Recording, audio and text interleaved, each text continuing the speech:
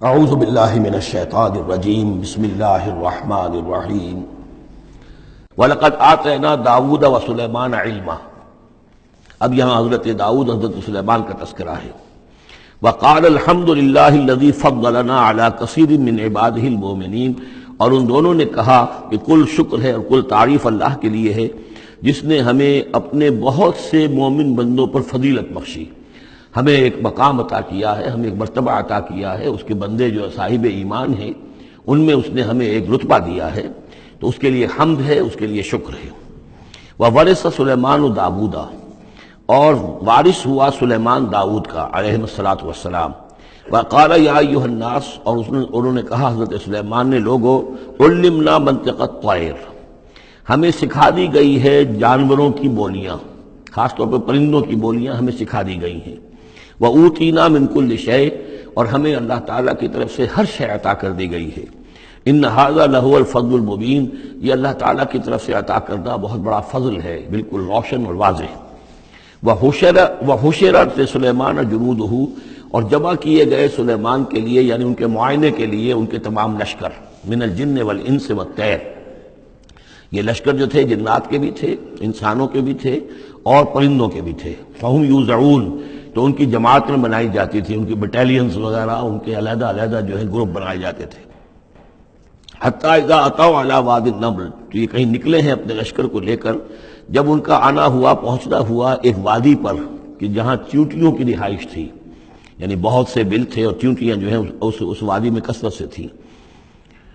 قال نملۃ، تو ایک چیونٹی نے کہا، یا ایھا النمل، اے چیونٹیو، ادخلوا مساکنکم، اپنے اپنے بلوں میں گھس جاؤ، لا یحطمنکم سلیمان وجنودہ،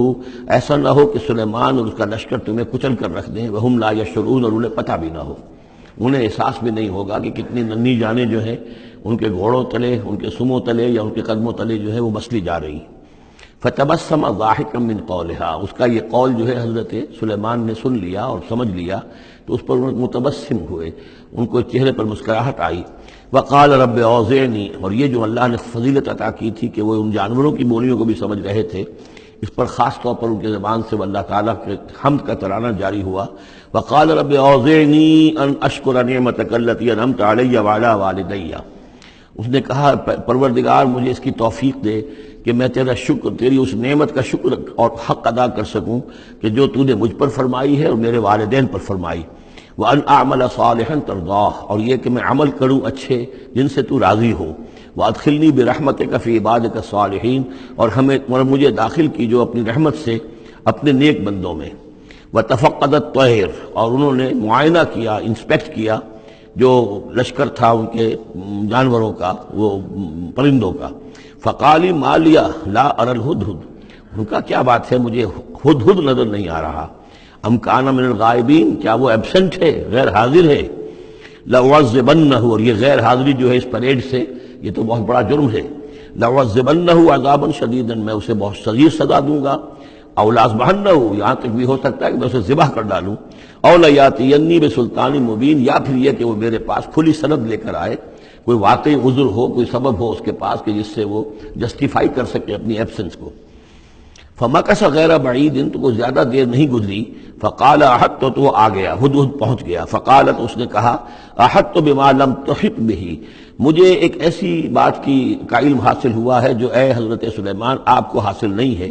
وجئتک من سبأ بنبأ یقین، اور میں ایک قوم سبا کی طرف سے ایک بڑی یقینی خبر لے کر آیا ہوں، آپ کے پاس معلومات لے کر آیا ہوں جو بڑی یقینی ہیں اور صحیح ہیں۔ یہ قوم جو ہے یہ یمن میں رہتی تھی، سبا، قوم سبا کا مسکن تھا یمن میں، ان کی ایک اس وقت ملکہ تھی بلقیس نامی۔ انی وجدت امرأۃ تملکہم، میں نے دیکھا ہے کہ ایک عورت ہے جو ان پر حکومت کر رہی ہے۔ وأوتیت من کل شیء، اور اسے ہر شے دی گئی ہے، یعنی دنیا بھر کی نعمتیں اور ساز و سامان جو ہیں اس کے پاس جمع ہیں۔ وَلَهَا عَرْشٌ عَظِيمٌ، اور اس کا جو تخت ہے وہ بہت عظیم ہے۔ وَجَدتُّهَا وَقَوْمَهَا يَسْجُدُونَ لِلشَّمْسِ، میں نے دیکھا اس کو اور اس کی قوم کو کہ وہ سجدہ کرتے ہیں سورج کو، من دون اللہ، اللہ کو چھوڑ کر۔ وَزَيَّنَ لَهُمُ الشَّيْطَانُ أَعْمَالَهُمْ، اور شیطان نے ان کے لیے ان کے اعمال کو مزین کر دیا ہے۔ فَصَدَّهُمْ عَنِ السَّبِيلِ، اور انہیں روک دیا ہے سیدھے راستے سے، صراط مستقیم سے، توحید کے راستے سے۔ فَهُمْ لَا يَهْتَدُونَ، تو وہ راہ نہیں پا رہے، بھٹک گئے ہیں۔ اللہ یسجدوا، یعنی وہ یہ راہ نہیں پا رہے، صحیح راستہ تک نہیں آ رہے، اللہ یسجدوا للہ، کہ نہ سجدہ کریں وہ اللہ یسجد اللہ کہ وہ سجدہ نہیں کرتے ہیں اللہ کو، الذی یخرج الخبء فی السماوات والارض، جو نکالتا ہے ہر چھپی ہوئی چیز کو آسمانوں اور زمین کی، ویعلم ما تخفون وما تعلنون، اور وہ جانتا ہے جو کچھ کہ تم چھپاتے ہو اور جو کچھ کہ تم ظاہر کرتے ہو، اللہ لا الہ الا هو رب العرش العظیم، وہ اللہ کے جس کے سوا کوئی الہ نہیں اور جو بہت بڑے عرش کا مالک ہے۔ قال سننظر اصدقت ام كنت من الكاذبین، حضرت سلیمان نے فرمایا ان قریب ہم دیکھیں گے کہ تم سچی بات کہہ رہے ہو یا تم جھوٹے ہو، یعنی تم نے جھوٹ موٹ کا بہانہ بنایا اپنی غیر حاضری کے لیے یا واقعتاً تم صحیح خبر لے کر آئے ہو۔ اذهب بکتابی ھذا، میرا یہ خط لے جاؤ، فالقہ الیہم، یہ وہاں ان کے اوپر جا کر ڈالاؤ، ثم تول عنہم، پھر ان سے ذرا ہٹ کر دیکھو، فانظر،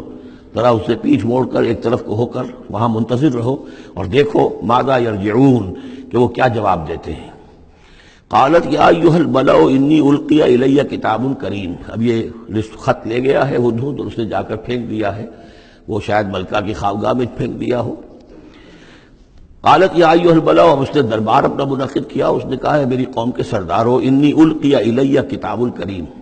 یقیناً میری طرف ڈالا گیا ہے ایک خط کے جو بہت باعزت خط ہے، انہ من سلیمان، اور یہ خط آیا ہے سلیمان کی جانب سے، وانہ بسم اللہ الرحمن الرحیم، اور اس کا آغاز ہوا ہے بسم اللہ الرحمن الرحیم سے۔ یہ واحد مقام ہے قرآن مجید میں کہ جہاں یہ آیت بسم اللہ جو ہے سورتوں کے متن کے اندر واقع ہوئی ہے، باقی جو ہے سورتوں کے درمیان لکھی ہوئی ہے، اس میں اختلاف ہے کہ آیا انہیں شمار کیا جائے گا ہر مرتبہ قرآن کی آیت کی حیثیت سے یا نہیں۔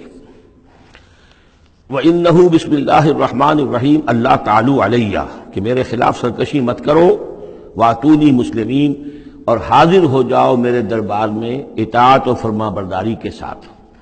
میری اطاعت اور فرما برداری اختیار کرو اور حاضر ہو جاؤ۔ قالت یا ایھا الملأ افتونی فی امری، اب اس نے کہا سردارو ذرا مجھے اس معاملے میں مشورہ دو، ما کنت قاطعۃ امرا حتی تشہدون، میرا یہی معاملہ رہا ہے کہ میں کسی معاملے میں فیصلہ نہیں کیا کرتی، کسی اقدام کا فیصلہ نہیں کرتی جب تک کہ آپ لوگ بھی موجود نہ ہوں اور آپ لوگوں سے مشورہ نہ ہو جائے۔ قالوا نحن اولو قوت و اولو باس شدید، انہوں نے کہا کہ ہم قوت والے ہیں، طاقت والے ہیں، اور ہم سخت لڑائی کی صلاحیت اور استعداد اور اسلحہ رکھنے والے ہیں، والامر الیک، لیکن یہ کہ فیصلے کا معاملہ آپ کے ہاتھ میں ہے، آپ جو چاہیں فیصلہ کریں، فانظری ماذا تأمرین، تو اب آپ خود دیکھیے کہ آپ کی کیا رائے بنتی ہے اور آپ کا کیا مشورہ ہے۔ قالت ان الملوک اذا دخلوا قریۃ افسدوها، اس نے کہا اور بڑی عقل کی بات کی کہ دیکھو بادشاہوں کا یہ اسلوب ہے یا طریقہ ہے، دستور ہے کہ وہ جب کسی بستی کو، کسی شہر کو، کسی علاقے کو فتح کرتے ہیں، اس میں داخل ہوتے ہیں تو وہاں بہت سے فساد پیدا کرتے ہیں، اور جعلوا عزت اہلھا اذلہ، اور سب سے بڑی بات یہ کہ اس بستی یا اس قوم یا اس علاقے کے عزت والوں کو ذلیل کر دیتے ہیں۔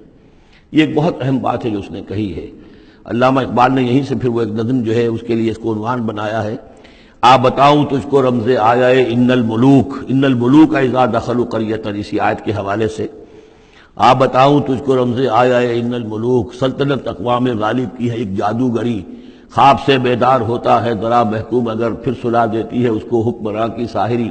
لیکن اس میں یہ بات اہم ہے، جیسے کہ ہندوستان میں جب انگریز آیا ہے تو جو سب سے بڑا اس نے نقصان پہنچایا ہے خاص طور پر مسلمانوں کو، ہندوؤں کے معاملے میں یہ بات اس نے نہیں کی، اس لیے کہ ہندوؤں سے انہیں کوئی خوف نہیں تھا، اس لیے کہ ہندو پہلے بھی غلام تھے، جب انگریز یہاں آیا ہے تو ہندو مسلمانوں کے غلام تھے، وہ محکوم کے محکوم رہے، پہلے وہ مسلمانوں کے محکوم تھے، اب انگریزوں کے محکوم ہو گئے، تو ان کے لیے معاملہ چینج آف ماسٹرز کا تھا، یہ نہیں تھا کہ پہلے وہ حاکم ہو اور محکوم ہو گئے ہوں، محکوم کے محکوم رہے، چینج آف ماسٹرز کا معاملہ ہوا۔ مسلمانوں کا معاملہ یہ تھا کہ وہ حاکم تھے اور یہاں پہ حکومت کے تخت سے وہ گرا کر انہیں اور کھڑا کر دیا گیا نیچے، تو ایک زمین و آسمان کا فرق واقع ہو گیا۔ لہذا انگریزوں کو یہ اندیشہ تھا کہ یہ بغاوت کریں گے اور ہر صورت کی کوشش کریں گے کہ اس حکومت کے پاؤں نہ جمنے دیں، لہذا انہوں نے اس پالیسی پر عمل کیا ہے کہ ان میں سے جو کمینے لوگ تھے، گھٹیا لوگ تھے، انہیں خطابات دے کر، انہیں اپنے ہاں رسائی دے کر، اپنے سرکار دربار کے اندر اونچے مقام دے کر انہیں اوپر کیا، اور جو شریف تھے جن کے اندر کے عزت نفس تھی انہیں نیچے دبایا۔ تو یہ بات بہت اہم ہے کہ کسی بھی حکمران قوم کہیں پر اگر وہ قابض ہو جائے تو اس کا یہ طریقہ ہوتا ہے، جیسا کہ ہم پڑھ چکے ہیں سورہ یونس میں کہ حضرت موسیٰ علیہ السلام پر بھی ان کی قوم کے کچھ چند نوجوان ہی ایمان لائے کھلم کھلا طور پر، وہ ڈرتے تھے۔ علی خوف من فرعون و ملئہم، ان کے اپنے سردار جو تھے وہ چونکہ ان میں سے کسی بحثوں کو انہوں نے اپنے دربار کے اندر جگہ دے رکھی تھی، لہذا وہ بھی گویا کہ اپنی قوم کے خلاف کام کرتے تھے فرعون کی وفاداری میں۔ جیسے ہمارے ہاں یہ خطابات یافتہ طبقہ جو انگریز نے بنایا تھا، یہ در حقیقت گویا کہ ایجنٹ بن گیا تھا حاکم قوم کا، اور یہ محکوموں کی جاسوسی بھی کرتا تھا اور محکوموں کو دباتا بھی تھا۔ قالت ان الملوک اذا دخلوا قرية افسدوها وجعلوا اعزة اهلها ذلہ، بادشاہوں کا معاملہ یہ ہے کہ وہ جب کسی شہر کو کسی بستی کو فتح کرتے ہیں اور فاتح کے حصے سے داخل ہوتے ہیں تو فساد مچاتے ہیں وہاں، اور یہ کہ وہاں کے جو عزت والے لوگ ہوتے ہیں انہیں ذلیل کر دیتے ہیں۔ وَكَذَلِكَ يَفْعَلُونَ، اور یہ ان کا طریقہ ہے، وہ یہ کرتے ہیں۔ صدق اللہ العظیم۔